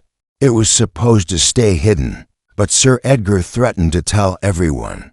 Poirot's gaze softened for just a moment, but his mind was already racing. The affair, the threats, the anger, everything pointed to a deeper motive than a simple business dispute. Fawcett had tried to cover up the truth, but the lies were beginning to unravel. Poirot murmured, his voice almost a whisper. "There it is. The secret that binds you all together. The affair, the threat, the jealousy, it's all part of the same tangled web." Evelyn Donovan shifted uneasily in her seat, her fingers twitching nervously in her lap. Her eyes darted between the others, and Poirot could sense her growing distress. He turned to her, his eyes narrowing. "Madame Donovan," Poirot said, his voice sharp, "you have been quiet throughout this investigation, but I believe you know something that could change everything. What is your connection to Sir Edgar? What role did you play in all of this?" Evelyn flinched at the question, her face paling. "I don't know what you're talking about," she stammered. "We didn't know Sir Edgar well. He was just a man my father knew." Poirot raised an eyebrow, his gaze unwavering. "You lie, Madame Donovan. You knew Sir Edgar far better than that. You were involved with him, weren't you? He was part of the web that connects you all." Evelyn's eyes filled with tears, and she finally broke down. "Yes, I was involved with him," she whispered, her voice barely audible. "But it wasn't what you think. He was going to ruin everything. He was going to expose me. Expose all of us." Poirot nodded slowly, his mind piecing the final pieces together. The affair, the threats, the poison, the jealousy, everything pointed to a single conclusion. Sir Edgar Cartwright had been murdered, not by one hand, but by many. Chapter 13. A desperate attempt to escape. Heath's silence that followed Evelyn Donovan's confession was heavy, suffocating. The weight of her admission hung in the air, and Poirot's sharp eyes never left her face. The room, once filled with an air of uncertainty, now felt stifling, as if the truth had been laid bare, and there was no room to breathe. Evelyn's body trembled, and the tears that had begun to well in her eyes threatened to spill over. She had finally broken, and the rush of guilt that followed was evident in every line of her face. Her words had revealed the intricate web of lies and deceit that had led to Sir Edgar's death. But the deeper truth still eluded Poirot.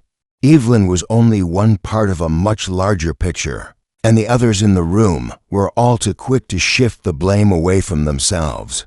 Poirot allowed the silence to stretch for just a moment longer before he spoke again, his voice calm yet unyielding. "Madame Donovan," Poirot said softly, "I understand that you are frightened, but you must understand the truth will come to light in time. You cannot escape it. None of you can." Evelyn's voice wavered as she tried to speak, but the words failed her. She looked down at her hands, clasped tightly in her lap, as if the truth would somehow slip away if she didn't face it directly. Poirot's gaze shifted to Charles Donovan, who had remained unnervingly silent throughout the entire exchange. His lips were pressed into a thin line, his arms crossed defensively over his chest. He had been the strong one, the one who had tried to maintain composure, but now his facade was beginning to crack. "Monsieur Donovan," Poirot addressed him, his voice carrying a quiet weight, "you have been remarkably quiet through all of this. Tell me, what is your role in this story? What part do you play in Sir Edgar's death?" Charles Donovan's eyes darted quickly toward Evelyn, his face a mask of controlled anger. His hands clenched into fists, and for a moment it seemed as though he would lash out. But then he took a deep breath, as though forcing himself to regain control. "I told you everything," he said, his voice tight with frustration. "I had nothing to do with it. I didn't want any of this." "It's all what, Monsieur Donovan?" Poirot interrupted, his tone sharp. "You were involved with Sir Edgar, weren't you? You were involved in the same web of lies and deceit. What is it that you've been hiding from me?" Charles Donovan's expression faltered for just a moment, and that was all Poirot needed.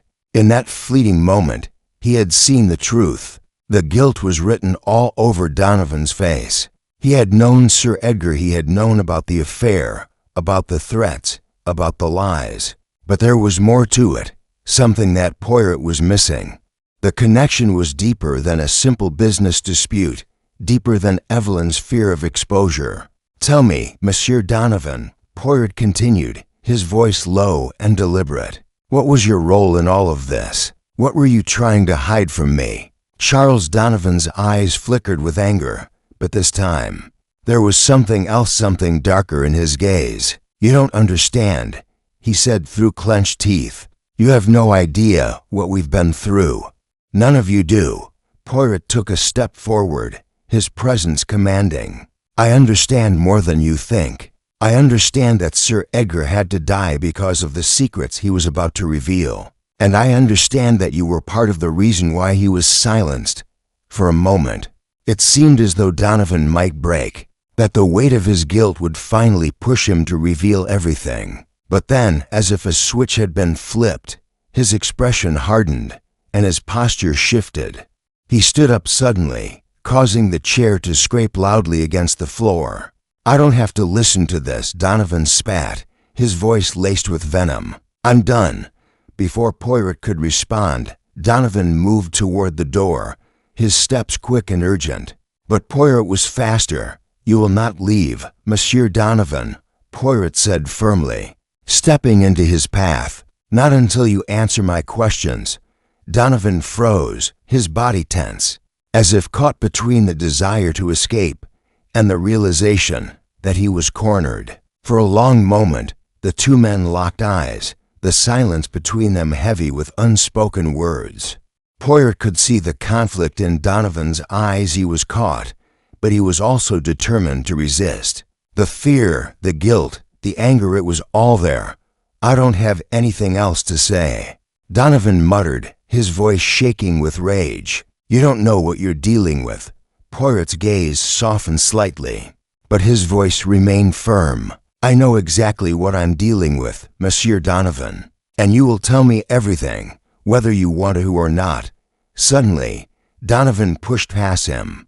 shoving Poirot aside with surprising force. Poirot stumbled but quickly regained his balance. The room erupted into chaos as the guests jumped to their feet, but Poirot's focus remained entirely on Donovan, whose desperate attempt to flee had now become a last-ditch effort to escape his own guilt. "Monsieur Donovan, stop," Poirot called out, his voice sharp, but Donovan was already heading for the door. In a flash, Poirot was on him, blocking the exit once more. Donovan's face contorted in frustration and fear. He was cornered, and he knew it. Poirot's voice was quieter now, but just as intense. "There is nowhere for you to run, Monsieur Donovan. Not from me, and not from the truth." Donovan's shoulders slumped in defeat, his resistance fading. He had nowhere to go. The walls had closed in, and it was only a matter of time before he would have to face the consequences of his actions. Chapter 14. The final piece falls into Placide's room was thick, with the tension of 100 unsaid words, and Poirot, standing at the center of it all, felt the weight of the moment.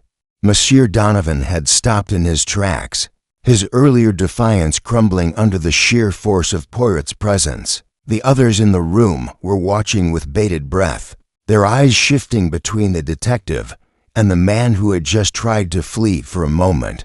There was silence, save for the soft crackling of the fire in the corner. Poirot's gaze never left Donovan, whose face had gone pale, his shoulders slumped in resignation. The anger and frustration that had once been so apparent in his posture were now replaced by something far worse: fear. "Do you realize, Monsieur Donovan," Poirot began, his voice measured, "that you are only prolonging the inevitable?" Donovan's lips trembled, but he said nothing. Poirot continued, his voice like a quiet wave steadily rising. "You have done everything in your power to avoid the truth, but now I have the truth. You and your wife, both of you, were caught in a web that you tried to keep hidden from everyone in this room." The others looked on, some with curiosity, others with confusion, but all of them in some form of shock as Poirot carefully unraveled the final pieces of the puzzle. It had all started with Sir Edgar's murder, an act driven by hidden emotions, greed, and fear, but the more Poirot had observed, the clearer it had become.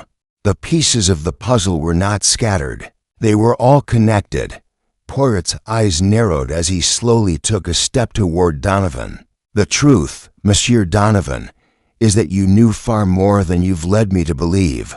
You and Lady Forsyth were complicit in something much darker than you're willing to admit." Lady Forsyth, her face now pale, glanced nervously between Poirot and Donovan. "What do you mean?" she whispered, her voice barely audible. Poirot paused, letting the silence hang in the air.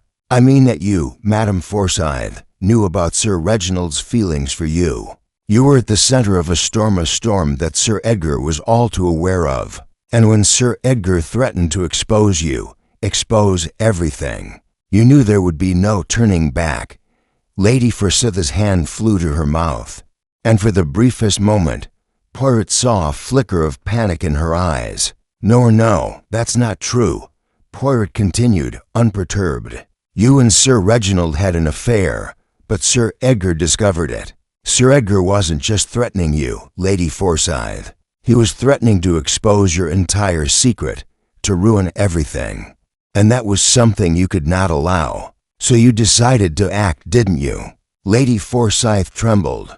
"I never wanted this," she said, her voice breaking. "I didn't want Sir Edgar dead. I just didn't want him to ruin everything." Poirot's eyes softened for a brief moment, his voice turning almost gentle. "It's too late for regrets, madam." Turning to Donovan, Poirot added, "And you, Monsieur Donovan, were complicit in it all. You were tied to Sir Edgar's secret, but you knew your wife's fears would grow if the truth came out. You thought you could stop Sir Edgar before he exposed everything, didn't you?" Donovan's expression hardened for a moment, his fists clenching again, but he did not speak. Poirot watched him carefully, studying every movement, every reaction. Then, with the smallest of nods, Poirot spoke the words that brought the entire story into sharp focus. "The letter," Poirot said, "that Sir Edgar wrote to Sir Reginald, he wrote it as a warning, didn't he? A final message to someone who could stop the truth from spilling out. But it seems the letter was never delivered, not in time. The information Sir Edgar was about to release was too dangerous, too damning, and that is why he had to die." The room remained silent as the weight of Poirot's words settled over them. Even Charles Donovan, who had been standing tall just moments earlier, seemed to shrink before Poirot's unrelenting scrutiny. His defiance was gone, replaced by an overwhelming sense of guilt. He was cornered, and he knew it. "Do you know what happens when people try to hide the truth, Monsieur Donovan?" Poirot asked quietly, his voice laced with the weight of experience. "The truth does not stay hidden forever. It always finds a way to emerge in the most unexpected of places."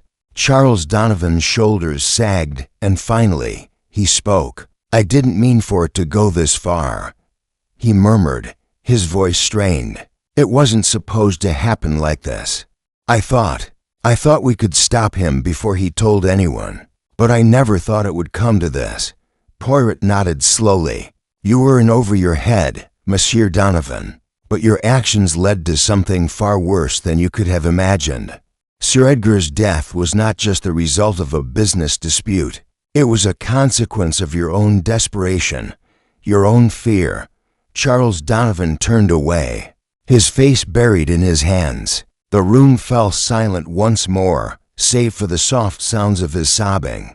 Poirot turned to the others, his gaze sweeping over them. "And now we must face the consequences of our actions. What is done, and no amount of regret can undo it. The truth has been revealed, and justice must now take its course." He took a deep breath, his voice steady and resolute. "But there is one more thing, one final piece of the puzzle. The glow on the moors, the fire that appeared when Sir Edgar was murdered, it was no accident. Someone else was involved. Someone who wanted to make sure that Sir Edgar's death would never be connected to the truth." He paused, allowing the weight of his words to sink in. "And that, my friends, is where our next chapter begins." Chapter 15. The final gathering weight of Poirot's words hung in the air, lingering like the last echo of a thunderclap. The guests in the room were still, each of them processing the revelations that had unfolded over the past few hours. The truth was finally out in the open, but it was not the comforting clarity they had hoped for. Instead, it was a sharp, unsettling truth that had shattered the facade they had all worked so hard to maintain. Poirot stood in the center of the room, his posture straight, his expression calm but resolute. The others were scattered around the room, some seated, some standing, their faces a mix of disbelief, guilt, and fear. Lord Greystone was still by the fireplace, his face pale and drawn. Lady Forsyth sat stiffly in her chair, her hands trembling in her lap. Sir Reginald Fawcett, now seated, was fidgeting, his fingers tapping nervously on the armrest. The Donovans, too, were visibly shaken, though Charles Donovan had begun to compose himself. Wiping his face with his sleeve, Poirot's gaze moved over them all, lingering on each face as he silently took in their reactions. He knew that they were all guilty, in one way or another. They had all played their parts in the web of deceit that had led to Sir Edgar's death. But there was still something that didn't sit right. He felt at the faintest sense of unease, like the final piece of the puzzle was just out of reach. "Monsieur Poirot," Lord Greystone spoke up, his voice hoarse. "We've heard you. We know what you've deduced. But what happens now? What will become of us?" Poirot's gaze softened, though his tone remained firm. "That is not for me to decide, Monsieur Greystone. I am simply the messenger. The truth, however painful, has come to light, and now it is up to the authorities to determine the consequences of your actions." The room grew even more tense at his words, and Poirot could see the dread beginning to settle in. They were all waiting for the inevitable reckoning for the lives they had ruined and the secrets they had kept, but Poirot had not yet finished. He took a slow step forward, his eyes shifting to each of them in turn. "There's one final matter that must be addressed," he continued, his voice calm but with a quiet intensity. "The fire on the moors, the glowing light that appeared before Sir Edgar's body was discovered. This was not just a mere coincidence. It was an intentional act, one that was meant to obscure the truth." Evelyn Donovan looked up, her face still pale. "But why? Why would anyone want to create such a spectacle? Sir Edgar was dead. What was the purpose of the glow?" Poirot paused for a moment, considering her question carefully. "The glow, Madame Donovan, was not meant for us. It was meant to send a message to those who might have been looking too closely at the murder, to mislead, to confuse, and to make sure the truth never surfaced." Sir Reginald Fawcett, who had remained mostly silent during the exchange, suddenly spoke up, his voice low and edged with suspicion. "Are you suggesting that someone else was involved?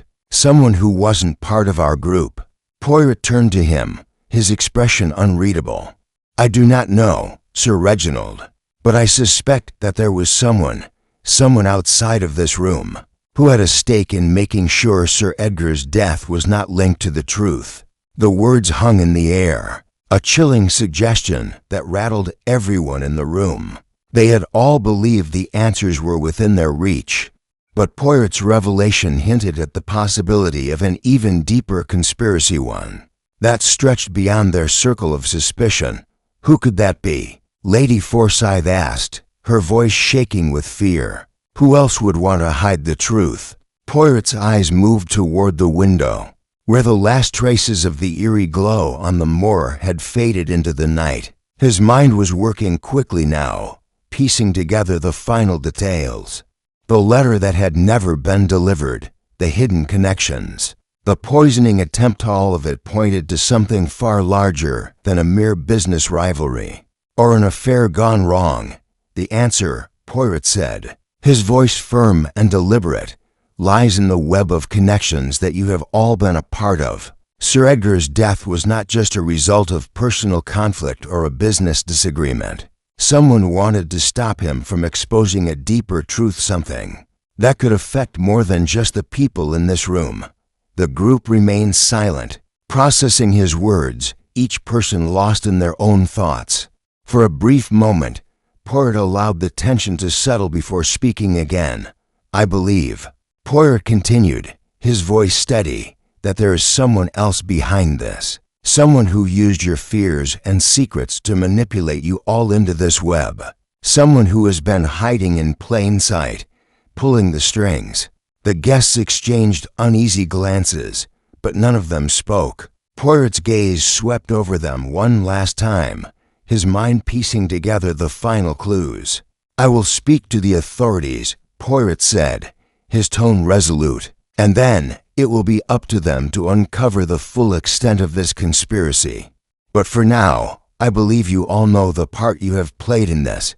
He paused for a moment, allowing the weight of his words to settle over the group. "Remember, the truth always finds its way to the surface, no matter how deeply it is buried." With that, Poirot turned and walked toward the door, his task complete for now. But as he stepped into the hallway, he felt the last piece of the puzzle fall into place. The truth was closer than ever, and soon everything would be revealed. Chapter 16. The reveal. Room fell silent after Poirot's departure. His words hung in the air, the realization that they were caught in a tangled web they could no longer escape. The atmosphere was thick with fear and disbelief, yet it was the realization that they were no longer in control that seemed to unsettle them the most. For the first time since Poirot had begun his questioning, no one spoke. Even Lady Forsyth, who had been the most vocal, sat with her head bowed, her hands folded tightly in her lap. The weight of the truth, or at least the fragmented pieces of it, pressed down upon the room. Lord Greystone was the first to break the silence. He stood near the fire, his face pale, His shoulders slumped with the realization that Poirot's deductions were far more accurate than he had ever anticipated. He ran a trembling hand through his hair and then looked at the others. "I should have known," he muttered under his breath, more to himself than to anyone else. "This wasn't just an accident. It's all connected." Lady Forsyth looked up, her face drawn with a mixture of guilt and fear. "Do you think Poirot knows everything?" she asked, her voice trembling. "Has he figured it all out?" Greystone met her gaze, his eyes darkened with a shadow of regret. "He knows enough. We can't hide from this any longer." Poirot had made it clear that their time was running out, that their secrets were no longer safe. Yet still, they had not confessed everything. They had been playing their own game, hoping they could manipulate the situation, but Poirot had seen through them, his sharp mind uncovering their lies with an ease that left them reeling. "Poirot won't rest until he's found the last piece of this," Lady Forsyth said, her voice laced with anxiety. "I feel it. It's like we're in a trap, and he's waiting for us to fall." Sir Reginald Fawcett, who had been eerily quiet for some time, now spoke up, his voice firm but tinged with a touch of fear. "We can't let him. Not now, not when we're so close to covering it all up. We have to finish this. You're not going to get away with this," Lady Forsyth shot back, her eyes narrowing. "You're not going to drag all of us down with you." The venom in her voice was unmistakable. But Poirot's careful unraveling had already laid bare the fault lines within the group. There was no more hiding behind false niceties, no more pretending that everything was in its proper place. Poirot had exposed the cracks, and now the real question was who would break first or meanwhile. The Donovans exchanged an uneasy glance. Evelyn's face was pale, her lips quivering as she tried to maintain some semblance of composure. Charles, however, had gone rigid, his jaw tight with frustration and barely contained rage. "I've told you all I know." Charles snapped, his voice harsh, the tension between him and Evelyn palpable. "What more do you want from me? We've done what we had to do. Now it's too late." Evelyn shook her head, her voice barely a whisper. "I never wanted any of this. I never wanted to be involved. I didn't think it would get this far." Poirot's presence lingered like a shadow. Even though he had left the room, he had set his trap, and they were caught. They had all thought they could play their parts, pretend that the lies they told were harmless, that they could keep their secrets hidden. But Poirot had slowly, surely, brought them into the light. And now there was no turning back. A sudden knock on the door interrupted the tension in the room, and the servant entered without waiting for a reply. "Monsieur Poirot requests your presence in the study," she said, her voice calm but her eyes wide with unease. Everyone looked at each other, their faces reflecting the same mix of fear and anticipation. They knew what this meant. Poirot was ready to put the pieces together, to lay out the truth in front of them. There would be no more hiding, no more running from the consequences. Lady Forsyth stood up first, her hands trembling as she smoothed the fabric of her dress. "We're done for," she muttered under her breath, her voice barely audible. "There's no way out now." Greystone took a deep breath, straightening himself. "We have to face it," he said, his voice stronger than before, but still shaky. "We've come this far, and now we have no choice but to face whatever happens next." The guests filed out of the room, their faces drawn with the weight of impending revelation. Each step they took seemed heavier than the last, the gravity of their situation settling in. The truth had been laid bare by Poirot's careful, methodical approach, and there was nothing left for them to do but face the consequences. As they entered the study, Poirot was already waiting for them, standing by the window, his back to them. He didn't turn as they entered, but his presence filled the room with a quiet authority. The guests stood before him, their heads bowed, each of them bracing for what was to come. Poirot turned around slowly, his eyes scanning each of them. He seemed to be waiting for something, his gaze sharp as he took in their fearful expressions. "You've all made your choices," Poirot said softly, his voice steady. "And now it is time for the truth to come out." He paused, letting the weight of his words sink in before continuing. "Everything," Poirot continued, "has led to this moment, and it is only now that the pieces finally fit together. The final reveal was at hand. The mystery had been unraveled. Now, Poirot would show them the consequences of their actions. Chapter 17, Outcome, and Justice's study was dimly lit, the flickering light of a single lamp casting long shadows over the old wooden furniture. Poirot stood at the head of the room, his posture erect, his gaze steady as he faced the group of suspects. Each of them stood before him, some with heads bowed, others with faces tight with anxiety, waiting for the inevitable revelation. Poirot's sharp eyes scanned the room, his mind still turning over the final pieces of the puzzle. The threads of the mystery, once scattered and tangled, had come together with unsettling clarity. The pieces were in place, and now the final act would unfold. It was time for the truth to be laid bare, for the consequences of their actions to be revealed. "Ladies and gentlemen," Poirot began, his voice soft but firm, "we have reached the end of our journey. The truth, so carefully hidden, is now in the open. It is time for you to face what you have done." There was a collective tension in the room as the guests exchanged uneasy glances. They knew what was coming, but still, they could not bring themselves to speak. Poirot let the silence stretch for a moment before continuing. "The death of Sir Edgar Cartwright was not a random act of violence," Poirot said, his voice unwavering. "It was the result of a carefully orchestrated plan, a plan born of fear, greed, and secrets." He paused, letting his words sink in. Each of the guests stood still, their expressions a mixture of guilt, fear, and defiance. They had all played their part in this tragedy, each one trying to bury their involvement beneath layers of deception. But Poirot had seen through them all, had peeled back the layers to reveal the truth beneath. "Let us start with you, Monsieur Greystone," Poirot said, his eyes moving to the lord of the manor. "You were at the heart of this affair, weren't you? You knew of Sir Edgar's investigation into your business dealings, and you feared what he might expose." Greystone's face tightened, but he said nothing. Poirot continued, his voice cutting through the air like a sharp blade. "You believed that if Sir Edgar were allowed to continue his investigation, he would ruin everything you had worked for," Poirot said. "So, you made a choice.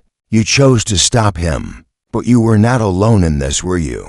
Greystone's eyes flickered with guilt, but still, he remained silent. Poirot turned his gaze to Lady Forsyth, who stood frozen, her face pale. Lady Forsyth. Poirot continued, "You were the key to this. Sir Edgar had discovered your affair with Sir Reginald. He knew the truth about your relationship, and he was going to expose it. You were afraid of what that would do to your reputation, to your future. So, you conspired with Monsieur Greystone, didn't you?"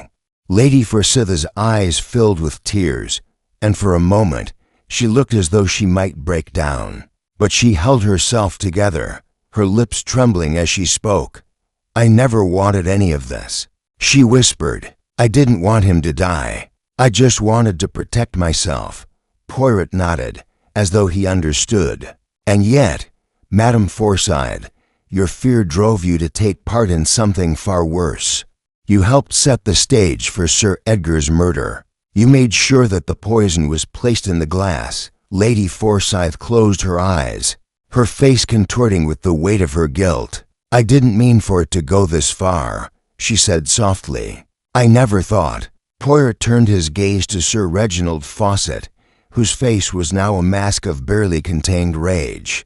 "And you, Sir Reginald," Poirot continued, "you had your own reasons for wanting Sir Edgar gone. The affair with Lady Forsyth. The threat to expose your own secrets, it was too much for you to bear. You thought you could control the situation, but in the end, you lost control." Fawcett's face twisted in anger. "I didn't kill him," he spat. I didn't want him dead.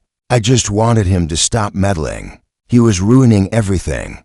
Poirot's eyes were cold as he regarded Fawcett. "It was your greed, Sir Reginald, your desire to protect your name and your wealth, that led you down this path. And in the end, you were just as responsible for Sir Edgar's death as anyone."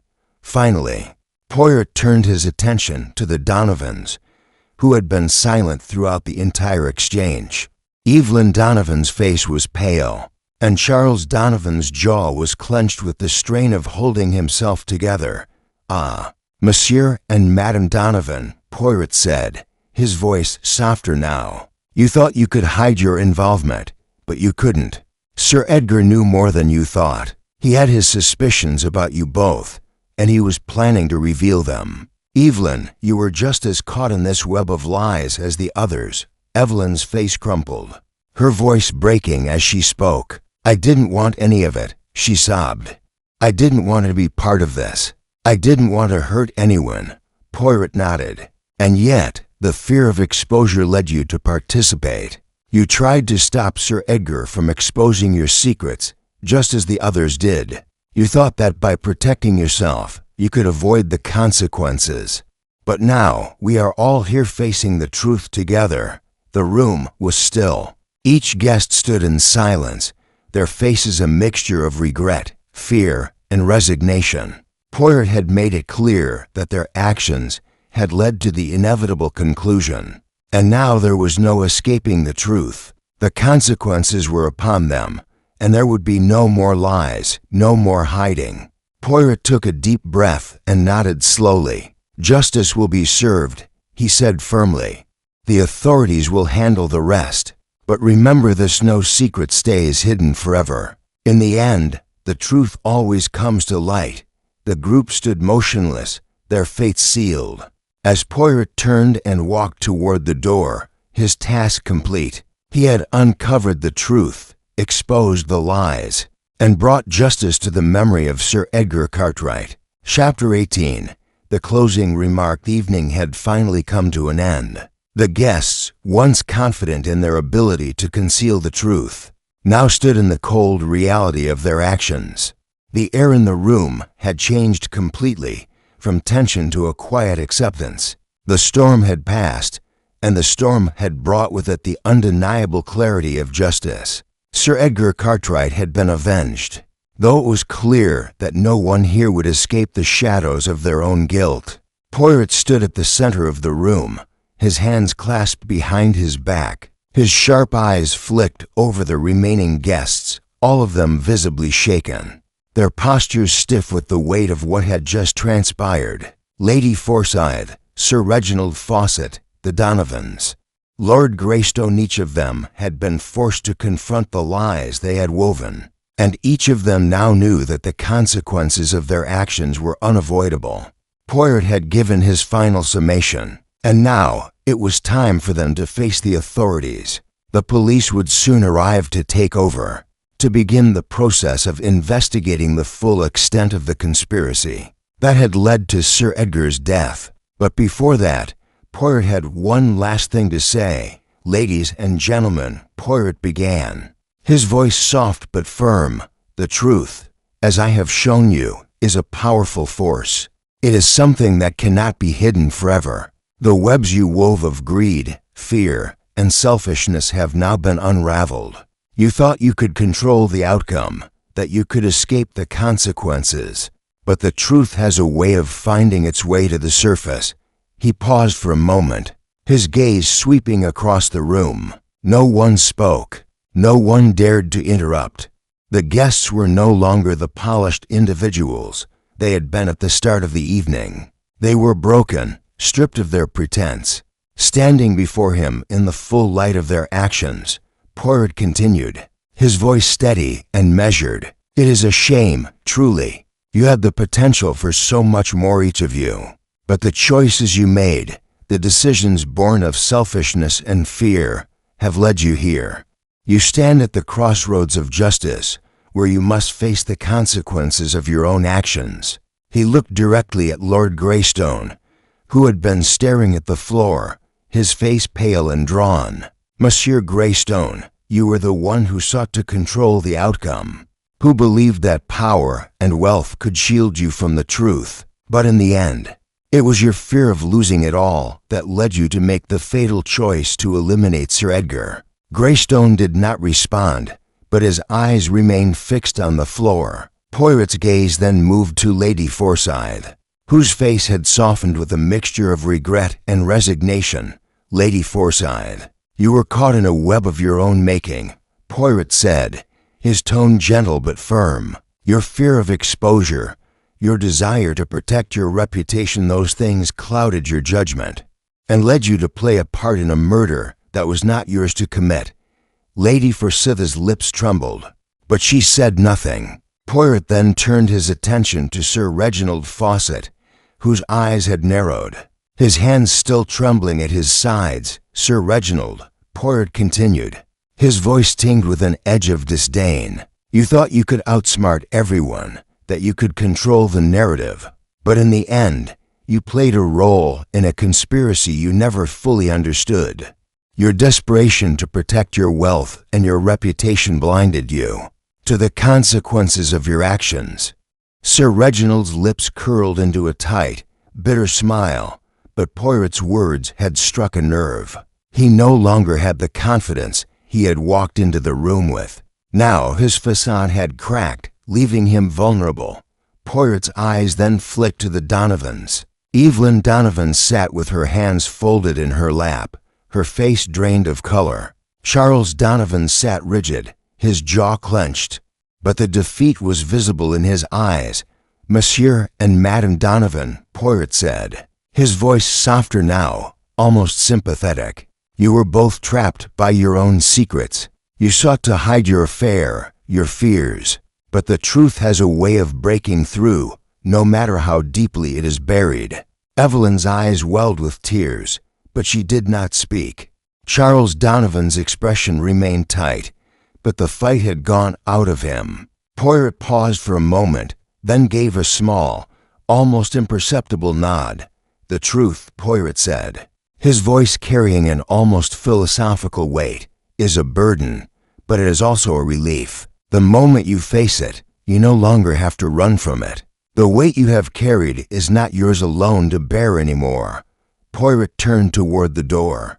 His task complete, the authorities will come soon, he said quietly, and justice will be served. But know this, it is not the end of your story. It is merely the beginning of the consequences of your actions. With that, Poirot paused just before he left, his back still to the guests. I often find that the most dangerous lies are not those we tell others, but those we tell ourselves. Tonight, you have all learned that truth is something you cannot outrun. It will always find you. Poirot left the room, his steps echoing in the stillness as the guests were left alone, their fate now in the hands of the law.